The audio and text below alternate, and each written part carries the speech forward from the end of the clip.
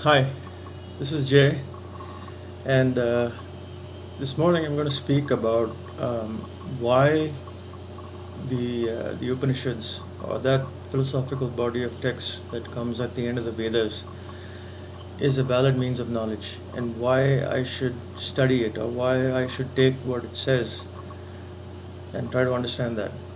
In other words, is it a valid means of knowledge, and if so, are there any other valid means of knowledge to gain knowledge of the self, or is this the only one? Or bodies of text like this, are they the only one? So basically, let's start. All knowledge in the world that we know of is gained through perception and inference, right? So either I perceive something directly with my senses and I gain knowledge of it, or if I don't directly perceive it, um, I infer its existence by the presence of something else. Like, for example, smoke and fire. So I don't see the fire directly, but because of the existence of smoke, I infer the presence of fire. So we can say that all forms of knowledge, or all bodies of knowledge in the world or in the universe, are gained through perception and inference. These are the main means of knowledge. And furthermore, each, you can break that down further, like what I gain through sight, or what I gain through smell or touch, or whatever. Anyway, furthermore, each means of knowledge has to A, be a valid means of knowledge to gain that kind of knowledge, and B, has to be independent of the other means of knowledge. Because if we have two different means of knowledge, okay, that give you the same kind of knowledge, then they become redundant, right? So each means of knowledge has to be independent of the others.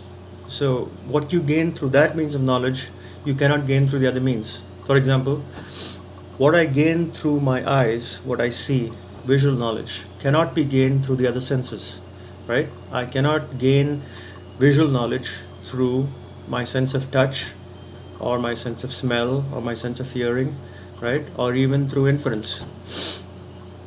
Now wait, inference comes into play when I don't have direct knowledge of something, and that can apply to any of the senses. So okay, that doesn't apply. But what I'm saying is, every means of knowledge has to be independent of the other, and it has to be a valid means of knowledge. So, given this, let's examine what makes this body of text, Vedanta. Vedanta means Veda Anta. Anta means the end portion of the Vedas, Vedanta, which deals with a particular subject matter, which is the knowledge of the self. What is so special about this body of text? Is it a valid means of knowledge? So let's examine that. So now, everything, like I said, everything in the world is known through perception and inference. But now when I come to the self, I, the self, am the subject, right? So I cannot be objectified. And therefore, if I cannot be objectified, then every means of knowledge that uses perception and inference cannot apply to me, right? I cannot be known because I cannot be objectified, and therefore perception and inference are useless to know the subject. So that eliminates all the worldly means of knowledge that we have, everything that depends on perception and inference. So now, that means there has to be another body of knowledge that A is independent of the other means of knowledge, just like sight is independent of sound and touch and so on, and vice versa. And it has to be valid.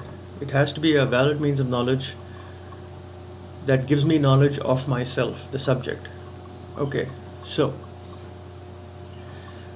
now, how do we establish that we've already established one fact, that it is independent of the other means of knowledge, because we just had to eliminate all the other means of knowledge, all the worldly means of knowledge, because we're dealing with the subject, whereas all the worldly bodies of knowledge deal with the object, and the subject, I, cannot be objectified. So we established that it has to be an independent body of knowledge. That much we know. Now, how do we know it's valid? Okay, so how did I get this knowledge? I got this knowledge from my teacher. Okay, if you ask him how he got this knowledge, he got it from his teacher. And if you ask him how he got that knowledge, he got it from his teacher, and so on. So this body of knowledge has been passed down from teacher to student, back through time, through the ages. Okay, so we can go infinitely into this if we go all the way back. Now, where do you draw the line? So, let's say I come to the very first teacher, the very first person who had this knowledge. Immediately, you'll ask the question, who gave him that knowledge, right? And if I say his teacher did, then again you'll ask the question, who gave him this knowledge, or who gave her this knowledge? So, the point where this we come to a logical conclusion of this lineage is, we know that every human being is born ignorant of oneself, right? We're all born ignorant of ourselves, of our true natures. Therefore, we are given this knowledge. We gain this knowledge through somebody else, right? So, therefore, the first teacher cannot be a human being, right? Because that person would be born self-ignorant, like everybody else is. Okay? So, therefore, the first teacher cannot be a human being, and therefore, the first teacher has to be someone who has the knowledge of the whole, right? Now, in order to convey this knowledge of the self, that being has to have the knowledge of the whole, right? Because the self is infinite. I am infinite. I am in the form of this whole universe, this whole creation. I am an infinite being. I am in the form of consciousness. And this entire creation is pervaded by me. So, in order to have knowledge of the self, that first being has to have the knowledge of the whole creation. Only that person can have that knowledge of the self. Everybody else is born self-ignorant. So therefore, that first teacher had to have the whole vision, the vision of the whole. And only that person could grant this knowledge or teach this knowledge to the first person, the first human being. So therefore, logically, that has to be the one who has the knowledge of the whole, the one who has the full vision, and that one can only be the one who created the whole thing, the one from whom this whole creation, this whole multiverse, universe has come about. And you can call that whatever. You can call it infinite consciousness, you can call it God, you can call it the Buddha, you can call it Jesus, you can call it Allah, you can call it anything. But we all know that it is that one infinite being. Therefore, this knowledge has to come from that being, from God, okay? And so God has to be the first teacher. So, since God is the first teacher, okay, and God obviously has the knowledge of the whole because He created the whole, right? Because everything comes from that infinite being. Therefore, that knowledge that he has or she has to be infinite knowledge of everything, including the knowledge of the self. And therefore, we can rest because we know that there's no need to question or doubt that source of knowledge. Now, if I said that the first teacher was some other person, some exalted sage or whatever, however exalted that person was, you can still ask the question, how do you know that that person had a vision or had the understanding of the whole universe, right? And of the self? You don't know that. Anybody would question that, and it's a valid question. But the moment you say that the first teacher obviously cannot be a self-ignorant person, and therefore it has to be the one who created the whole, then I can rest easy knowing that obviously the one who has the whole picture, the whole vision, is the only one who can have this knowledge, and therefore that person is the only one who can teach it first to someone. So we just established that not only is this body of knowledge an independent body of knowledge, because as we saw, the self cannot be objectified, and therefore all the objective means of knowledge, the worldly means of knowledge, can be eliminated because we're dealing with a subject which cannot be objectified. So A, it's independent, and B, it's a valid means of knowledge because it comes from someone who has the whole picture, the whole vision, someone who created the whole thing, right? So now we know that it satisfies the two key requirements of being an independent, valid means of knowledge. And that's why Vedanta, or the last portion of the Vedas, or the Upanishads, or this body of philosophical texts, is a valid means of knowledge to gain knowledge of the self, of me, of you. Um, you can okay. Somebody can ask a question or raise a question and say, "Oh, wait a minute. I was told that if I meditate, right? If I meditate on whatever, if I ask the question, 'Who am I?' and meditate on that question, I can become enlightened." Or somebody else will say, um, "I've heard that there is such a thing as satori, instant enlightenment. I just my teacher asks me a crazy conundrum or riddle, and out of that confusion or that sudden whatever, that sudden surprise, can be born this instant enlightenment." So there are various notions that are out there in the world to gain enlightenment. Somebody says meditate, another person says, ask the person a crazy riddle and they will become enlightened. There's all kinds of theories out there. Another person says do good for the rest of your life and you will become enlightened. So all these can be eliminated because the problem is self-ignorance, right? We're born self-ignorant. We don't have knowledge of our true natures. We walk around in the world knowing everything in the world because it's objectifiable, it's available to us. But we don't know ourselves because we are the subject, and the subject cannot be objectified, right? So therefore, I'm walking around with self-ignorance the whole time because I'm not able to see myself with the means of knowledge available to me in the world. I can't use perception, I can't use inference because I'm the subject. So I walk around the world living my life never knowing who I truly am and what I truly am.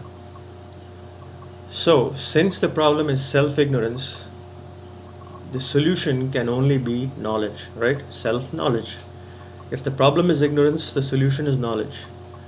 No amount of actions, whether you meditate or sit in a cave or whatever, none of those, which are all actions by the way, none of those can give you self-knowledge because the problem is self-ignorance, and ignorance can only be banished with knowledge.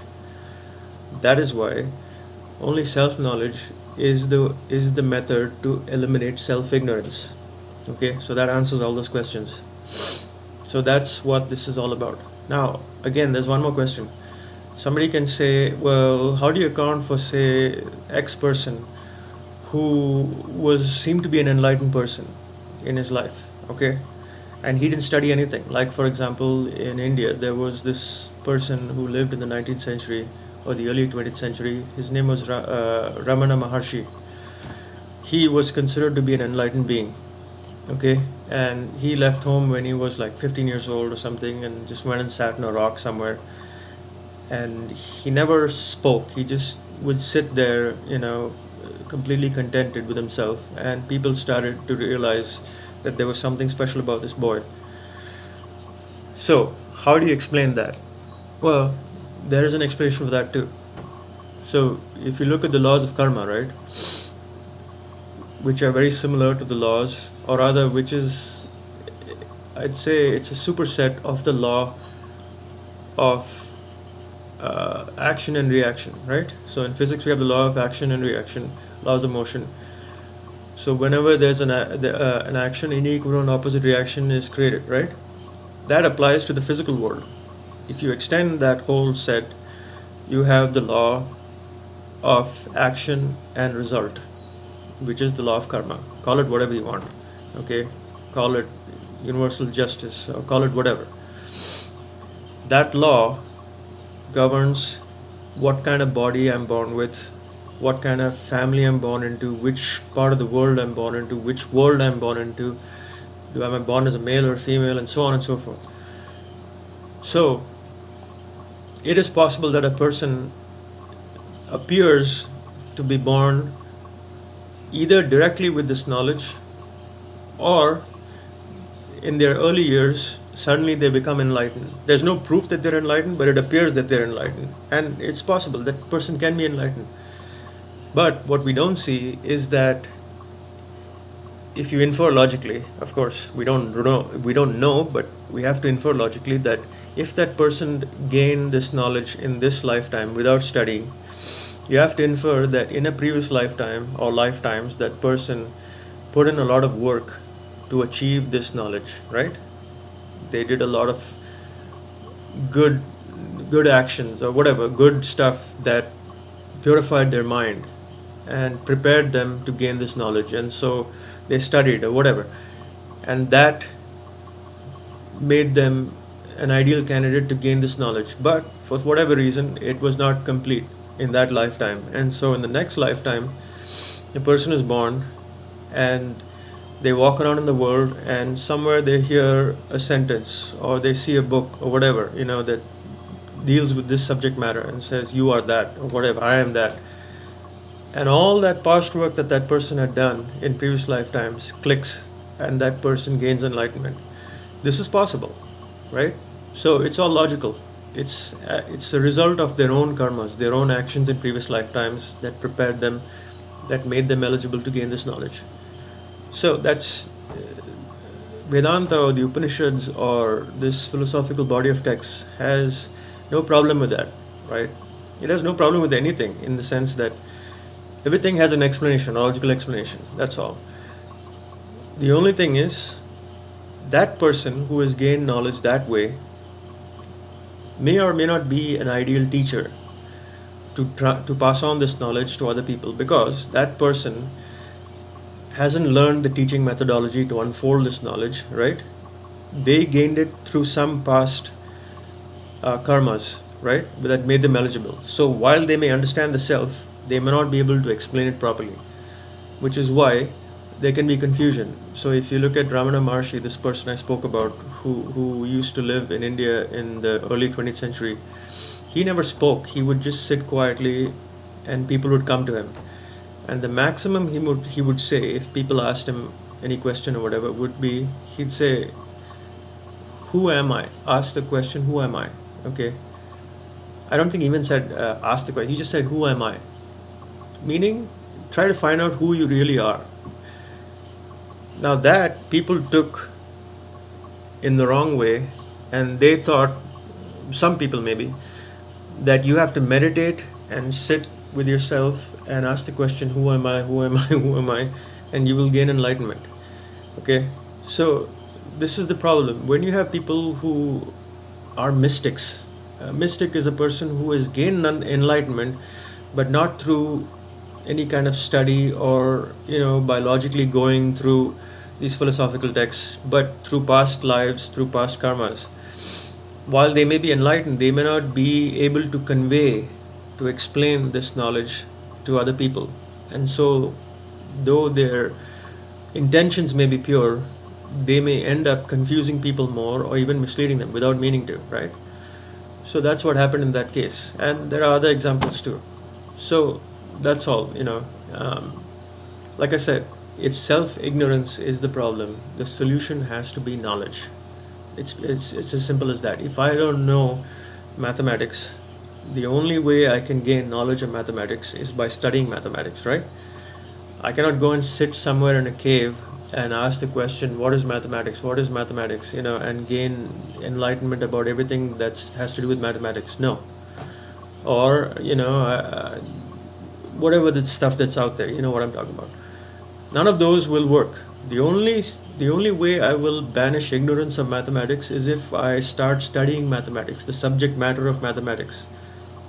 So that's what it is. It's very logical. If ignorance is the problem, knowledge is the solution. Similarly, if self-ignorance is the problem, self-knowledge is the solution. And one more thing.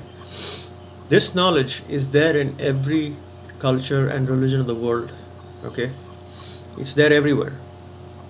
If you look at the Bible, there are statements where Jesus says, what is that? "I am He," or "My Father and I are one." Okay? Well, he's talking about the self, right? The oneness of the self, the infinite self that pervades this whole universe.